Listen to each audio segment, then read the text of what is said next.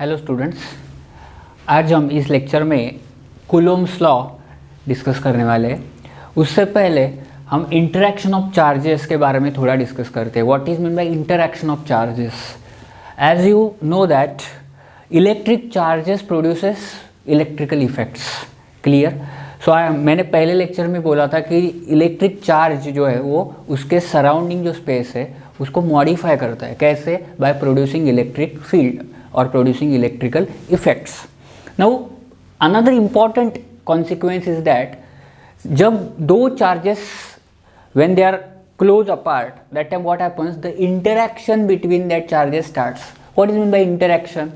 That interaction is in the form of force. It means जो दो charges है वो आपस में force exert करते हैं। Now that force can be of attractive or repulsive. That is dependent on the type of charge. So if both the charges are positive, that time that force is repulsive. If both the charges are negative, again force is repulsive. But if one of the charge is positive and other charge is negative, then वो जो force है वो कैसा है? Attractive रहेगा। ठीक है? तो electric charges interact with each other by exerting a force, and that force is what? That is called as electrostatic force, because that force is due to charges at rest. दो charges rest में होने के कारण जो force exist है उसको हम बोलते हैं इलेक्ट्रोस्टैटिक फोर्स। क्लियर? नाउ अभी ये जो इलेक्ट्रोस्टैटिक फोर्स है उसके दो टाइप है। एक तो वो अट्रैक्टिव हो सकता है और रिपल्सिव हो सकता है। तो ये अट्रैक्टिव और रिपल्सिव फोर्स का जो है वो किस पर डिपेंडेंट है? वो टाइप्स ऑफ चार्जेस पर डिपेंडेंट है। It means suppose two charges are like means either they both are positive, either they both are negative. अगर दो चार्जेस लाइक है तो उसमें जो फोर्स होगा इलेक्ट्रोस्टैटिक वो डेफिनेटली रिपल्सिव होगा। और अगर दो चार्जेस अनलाइक है, मतलब एक चार्ज पॉजिटिव है एक चार्ज निगेटिव है, इन दैट केस वो जो फोर्स होगा वो अट्रैक्टिव होगा। तो ये जो डायग्राम है इसमें मैंने तीन केसेस ड्रॉ किए। पहले डायग्राम में ये चार्ज क्यू है, ये भी चार्ज क्यू है, और डेफिनेटली दोनों चार्जेस रेस्ट में है बिकॉज ये इलेक्ट्रोस्टैटिक फोर्स है। और ये चार्ज पॉजिटिव है ये चार्ज निगेटिव है। नाउ ये दोनों चार्जेस आर डिस्टेंस से सेपरेटेड है, तो दोनों में जो सेपरेशन है वो आर मीटर का है। Now as the both the charges are unlike, it means this is positive और ये निगेटिव है, तो दोनों में जो फोर्स होगा definitely both the charges will interact. दोनों में इंटरैक्शन होगा लेकिन वो definitely in the form of force होगा, लेकिन वो जो फोर्स होगा वो अट्रैक्टिव होगा बिकॉज ये अनलाइक चार्जेस है। तो की point is what? Unlike charges always attracts. Clear? Now ये सेकंड केस देखो, इधर ये जो चार्ज है ये भी क्यू है, ओके, और ये भी क्यू है, लेकिन ये जो चार्ज है वो पॉजिटिव है और ये निगेटिव, ये भी पॉजिटिव है। So definitely what happens? दोनों चार्जेस सेम पोलैरिटी के हैं, दोनों पॉजिटिव है। It means definitely there is a interaction in the form of force which is electrostatic force, but ये दोनों चार्जेस जो फोर्स एक्सर्ट करेंगे वो रिपल्सिव नेचर का फोर्स होगा। Clear? And third case, here also two charges which are like, दोनों charges negative है। So as both the charges are negative, definitely there is a force, but that force is also repulsive. It means interaction of charges means when the two charges are at rest, and if they are separated by the distance of r, it means definitely there will be a force. That force is nothing but electrostatic force, and the nature of that force is may be attractive or may be repulsive. अगर दोनों charges same polarity के हैं, मतलब दोनों positive है, तो definitely that force is repulsive. और अगर दोनों चार्जेस निगेटिव भी है तो भी फोर्स रिपल्सिव होगा, लेकिन एक चार्ज पॉजिटिव और दूसरा चार्ज निगेटिव होगा, उस टाइम पे जो फोर्स होगा वो डेफिनेटली अट्रैक्टिव होगा। Clear? So this is the interaction of charges. Means दो चार्जेस जब रेस्ट में है और आसपास है तो definitely they interact with each other. Now interaction के बहुत सारे वेज है, तो इस टॉपिक में जो इंटरैक्शन होगा वो कैसे इंटरैक्ट करेंगे? वो आपस में फोर्स एक्सर्ट करके इंटरैक्ट करेंगे, क्योंकि वो दोनों चार्जेस को अपनी जगह छोड़ने की परमिशन नहीं है, बिकॉज ये टॉपिक कौन सा है? Electrostatics, means charge at rest. ठीक है, okay. Now listen here. Now I am going towards the Coulomb's law. After discussing the interaction of charges, दो चार्जेस आपस में कैसे इंटरैक्ट करते हैं ये डिस्कस हो जाने के बाद अब हम कूलोम्स लॉ को डिस्कस करेंगे. क्लियर? उससे पहले एक इंपॉर्टेंट पॉइंट मैं बताता हूँ. The Coulomb's law is applicable for point charges. Okay, Coulomb's law is applicable for point charges. अभी ये पॉइंट चार्जेस मतलब क्या है? ये पॉइंट है क्या? नहीं, ये पॉइंट नहीं है. पॉइंट चार्जेस मतलब ये, अगर मैं इसको बोलूँ ये पॉइंट चार्ज है क्यों, तो ये तो पॉइंट नहीं है. लेकिन पॉइंट चार्ज मतलब क्या? That definition point charge is relates the dimension of the charge and it's distance. मतलब अगर ये दोनों दो चार्जेस है, ओके, और दो चार्जेस में जो डिस्टेंस है वो बहुत लार्ज है और उसका जो साइज है वो बहुत कम है, तो in that case that charge is assume to be point charge. अगर एक ऑब्जेक्ट है जिसको मैं इधर से देख रहा हूँ और when I am at rest, but if that object is moving away from my self, in that case what happens, I assume that object is very very small. It means I am increasing the distance na, the view, my means the field of view is now changing because I am changing the distance of that object. I am at rest. उसका size बढ़ गया और कम हो गया? नहीं, size उतना ही है लेकिन उसका जो डिस्टेंस है वो मैंने बढ़ा दिया. तो जब वो चार्ज का जो डायमेंशन है उसके कंपैरिजन में जो डिस्टेंस है ऑफ सेपरेशन वो जब बढ़ जाता है, दैट टाइम वो चार्ज को हम क्या बोलते हैं? Point charge. क्लियर? सो जो कूलोम्स लॉ है वो पॉइंट चार्ज के लिए एप्लीकेबल है. It is not applicable for extended charge. तो एक्सटेंडेड चार्ज मतलब कौन सा चार्ज? जो चार्जेस का डायमेंशन और डिस्टेंस ऑफ सेपरेशन क्लोज है, मतलब इक्वल है ऑलमोस्ट, और वो कंपेरेबल है, तभी वो नहीं एप्लीकेबल होगा Coulomb's law for that charges. Clear? So ये बहुत इंपॉर्टेंट है कि Coulomb's law is applicable for point charges, and point charges is the charges whose dimension is very very small as compared to the distance between the charges. Clear? ये बहुत important point है. बाद में हम देखेंगे अभी स्टेटमेंट ऑफ कूलोम्स लॉ.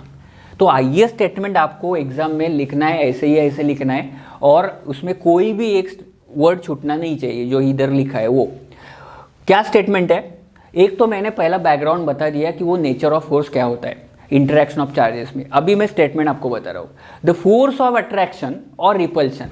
अभी ये फोर्स ऑफ अट्रैक्शन और रिपल्शन कभी होगा? Depending on the type of charges that I already discuss with you. तो द फोर्स ऑफ अट्रैक्शन और रिपल्शन बिटवीन हुम?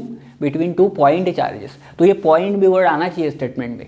तो फोर्स ऑफ अट्रैक्शन और repulsion between two point charges, okay, is direct separated by the distance r. वो जो दो point charge है वो सर्टेन डिस्टेंस से सेपरेटेड है. So the force of attraction between two point charges, okay, separated by distance r, is directly proportional to the product of the magnitude of the two charges and inversely proportional to square of the distance between two charges. Clear? तो force of ये जो F है, force of attraction और repulsion is denoted by F, is proportional to Q1 Q2, product of the magnitude of two charges. ये दो charges का magnitude का product उसके प्रोपोर्शनल है वो. ठीक है? और मतलब स्पेसिफिकली वो प्रोडक्ट दो चार्जेस के product magnitude of the product of the magnitude कोई प्रोपोर्शनल है. वो एडिशन नहीं है, सब्सट्रैक्शन नहीं है, डिवीजन पे प्रोपोर्शनल नहीं है. वो Q1 Q2 कोई प्रोपोर्शनल है. ठीक है? तो F is proportional to Q1 Q2 and F is proportional to 1/r². मतलब जो डिस्टेंस है दो चार्जेस में उसके स्क्वायर के इनवर्सली प्रोपोर्शनल है डिस्टेंस को, वो भी 1/r². तब ये जो है ना 1/r², इसको बोलते हैं इनवर्स स्क्वायर लॉ. ये बहुत इंपॉर्टेंट है, इनवर्स स्क्वायर लॉ. मतलब एज डिस्टेंस बढ़ेगा, ये दो चार्जेस में अगर मैंने डिस्टेंस बढ़ा दिया तो इंटरेक्शन कम हो जाएगा. तो डेफिनेटली इंटरेक्शन कम होगा, मतलब हियर इंटरेक्शन कैसा है? फोर्स के फॉर्म में है, तो फोर्स भी कम होते जाएगा. वो भी 1/r नहीं, इट इज 1/r² है. So whenever you find the term 1/r², you call it as inverse square law. Clear? तो जो कूलोम्स लॉ है वो कूलोम्स लॉ कौन सा लॉ ओबे करता है? Law inverse square law. Inverse square law मतलब 1/r². क्लियर? तो मैंने अब अगर ये दो स्टेटमेंट को कंबाइन किया तो मुझे क्या मिलेगा? F is and proportionality sign को भी रिमूव कर दिया. तो F इज इक्वल टू क्या मिलेगा? F is equal to K Q1 Q2 upon R². Okay, अभी के भी आ गया पिक्चर में, तो ये के क्या है, तो ये जो के है इसको हम बोलते हैं कांस्टेंट। बट अभी ये कौन सा फोर्स है, इलेक्ट्रोस्टैटिक फोर्स है, तो ये कांस्टेंट को क्या नाम हम दे सकते हैं, इलेक्ट्रोस्टैटिक कांस्टेंट। क्लियर, ये जो के है इसको हम इलेक्ट्रोस्टैटिक कांस्टेंट बोलते हैं। इसको मैं डिटेल में लूंगा अगली लेक्चर में, एक इलेक्ट्रोस्टैटिक कांस्टेंट क्या होता है, ठीक है, ये किस पर डिपेंडेंट है।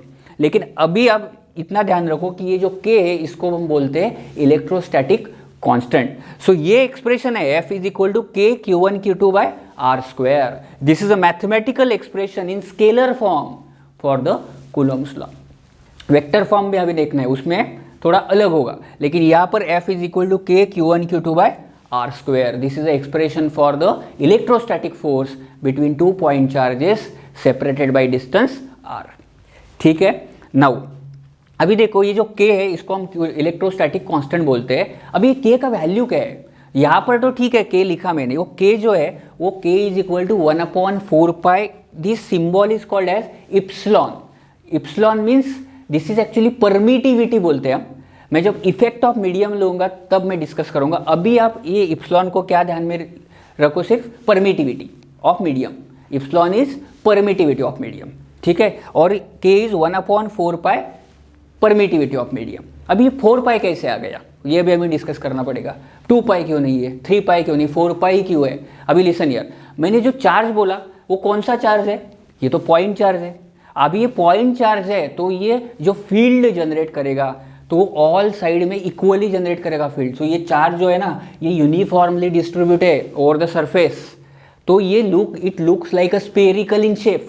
तो अगर हम स्पीयर अज्यूम करेंगे तो हमें एरिया कौन सा लेना पड़ेगा, स्पीयर का एरिया लेना पड़ेगा। What is the area sir of sphere, 4 pi r square, इसीलिए यहाँ पर हमने 4 पाई लिया। ओके, ये 4 पाई किसकी आइडेंटिटी है, ये स्पेरिकल स्पीयर की आइडेंटिटी है। ये 4 पाई हमें क्या बता रहा है, ये बता रहा है कि चार्ज जो पॉइंट चार्ज है it is a spherical in shape, that's why we have taken 4 pi. Clear, तो अभी आप ये ध्यान में रखना कि जब भी आपको k में 4 पाई मिलेगा तो it is always a point charge, that's why this law is applicable only for point charge. ठीक है, तो ये k is equal to 1/4 pi into permittivity. Clear, अभी इसका वैल्यू वैक्यूम के लिए कितना है, ये दो चार्जेस है ना, ये 2 चार्जेस अगर वैक्यूम में है तो फिर k का वैल्यू कितना है, तो k is equal to 9 into 10⁹ है। और यूनिट कितना है, अब यूनिट कैसा निकलना k का, लिसन यार, ये k है तो F into r square upon Q1 Q2 means k। अभी ये फोर्स है तो न्यूटन, फिर ये सेपरेशन मीटर में है तो मीटर स्क्वायर, सो ये newton metre square upon Q1 Q2 means coulomb square. So what is the unit of k, newton metre square upon coulomb square. तो आपको ये बाय हार्ट नहीं करना है, newton metre square upon coulomb square, और उसका जो वैल्यू है वैक्यूम के लिए वो कितना है k का वैल्यू, 9 इंटू 10⁹ ठीक है, 9 इंटू 10⁹ ये k का वैल्यू है। ठीक है, तो आपको k का वैल्यू 9 इंटू 10⁹ है। इससे क्या पता चलता है कि ये जो k आया ये इलेक्ट्रोस्टैटिक फोर्स की वजह से आया, फोर्स में है, तो डेफिनेटली ये जो नेचर है वो इलेक्ट्रिक फील्ड को सपोर्ट करता है। बिकॉज ये 10 का जो पावर है ना वो 9 है, मतलब ज़्यादा है थोड़ा, तो मतलब जो नेचर है वो इलेक्ट्रोस्टैटिक फोर्स और इलेक्ट्रिक फील्ड को सपोर्ट करता है इनहेरेंटली। ठीक है, तो आपको एग्जाम ओरिएंटेड क्या याद रखना है, ये स्टेटमेंट रखना है। बाद में आपको ये फोर्स के जो इंपॉर्टेंट 3 फॉर्मूलेज हैं और बेसिकली ये F is equal to k Q1 Q2 by r square, ये भी ध्यान में रखना है। और some important points, that is it is applicable for point charges, it is applicable for charges at rest, और एक it obeys inverse square law. मतलब क्या होगा, ये F जो है ना ये प्रोपोर्शनल टू 1/r स्क्वायर है। तो अगर मैंने डिस्टेंस डबल कर दिया 2 चार्जेस में, ये जो डिस्टेंस है ना मैंने ये डबल किया, तो फिर फोर्स क्या होगा, फोर्स डिक्रीज होगा या इंक्रीज होगा, बढ़ेगा या घटेगा, डेफिनेटली बढ़ेगा, घटेगा, लेकिन कौन से फैक्टर से घटेगा, 1/4 ना, because I am doubling the distance. मैंने डिस्टेंस हाफ कर दिया तो ये बढ़ेगा, लेकिन कितने फैक्टर से बढ़ेगा, 4 टाइम्स बढ़ेगा। क्लियर, तो आपको ये पता होना चाहिए कि डिस्टेंस पर फोर्स डिपेंडेंट है। अगर फोर्स डिस्टेंस बढ़ेगा 2 चार्जेस में जो है तो डेफिनेटली फोर्स भी कम हो जाएगा, और डिस्टेंस कम हो जाएगा तो फोर्स बढ़ेगा, क्योंकि अगर डिस्टेंस कम होता है तो इंटरेक्शन बढ़ेगा ना, नज़दीक आते हैं 2 चार्जेस तो डेफिनेटली देयर इंटरेक्शन इंक्रीजेस। तो यहाँ पर जो interaction again in the form of force है, तो डेफिनेटली फोर्स बढ़ेगा, लेकिन वो जो बढ़ोतरी है वो लीनियर नहीं है, आपको याद रखना पड़ेगा, इट इज़ 1/r² है, ठीक है। और इम्पॉर्टेंट पॉइंट, ये जो फोर्स है electrostatic force in Coulomb's law, it is a central force. मतलब क्या सेंट्रल फोर्स? मतलब it acts along the line joining the centre of the two charges. मतलब ये किधर भी फोर्स नहीं एक्ट होता है ऐसे, ये सिर्फ ये स्ट्रेट लाइन पर ही एक्ट होगा, इसीलिए इसको बोलते हैं सेंट्रल फोर्स। अभी ये सेंट्रल फोर्स है तो फिर इसलिए अगेन पॉइंट चार्ज रहना ज़रूरी है, क्लियर। बिकॉज अगर ये एक्सटेंडेड चार्ज है ना तो फिर फोर्स सभी जगह फिर एक्सपीरियंस हो जाएगा, because charges are distributed on all the surfaces. So that's why again important here Coulomb's law is applicable for point charges only, because point charges का जो फोर्स है वो इक्वल ऑल साइड है, और अगर एक्सटेंडेड होगा तो डेफिनेटली फोर्स सेंट्रल पे नहीं, सेंट्रल लाइन पे नहीं लेगा, it can be on in any direction, clear. So important point is the electrostatic force in Coulomb's law is a central force. It acts along the line which is join the center of the two charges. दो charges के जो centre है उसको join करने वाली जो line है उस लाइन की डायरेक्शन में ही वो फोर्स डेफिनेटली होगा। तो ये बहुत ही इंपॉर्टेंट पॉइंट है that you have to remember in the Coulomb's law, clear. So अगले लेक्चर में मैं effect of medium on this force और vector form of the Coulomb's law हम डिस्कस करेंगे। तो पहले आप जो मैंने डिस्कस पॉइंट्स किए वो प्रॉपरली रिवाइज करो, उसके नोट्स बनाओ, और बाद में इसमें जो मैंने टर्म्स यूज़ किए वो भी आपको अच्छे से याद में रखना है, बिकॉज ये बहुत ही इंपॉर्टेंट लॉ है और या इस लॉ पर आगे बहुत आपको हेल्प मिलने वाली है while solving the numerical problems, ठीक है। Thank you.